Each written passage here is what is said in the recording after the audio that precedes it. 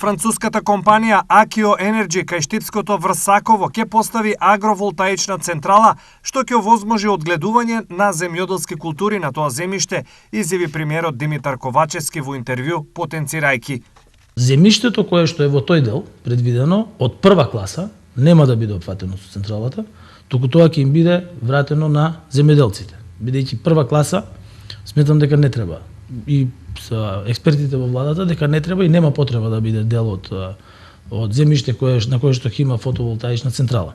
Во таа насока, Ковачевски вели дека во почетна фаза се разговори помеѓу владата и Акио Енерджи за изнаоѓање модалитет за законско решение, но во меѓувреме во целата работа се вклучени и производителите.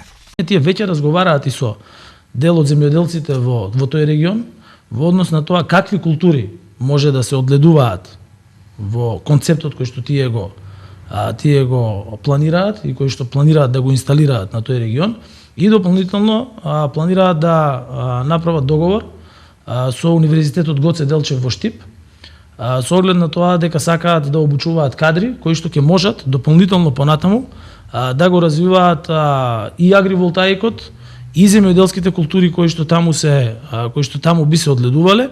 Иако ставот на Ковачевски на земјоделците им се допаѓа, оние со кои ТВ Стар денес контактираше, не веруваат дека враќањето на најдобрата земја од овој дел повторно ќе биде на земјоделците.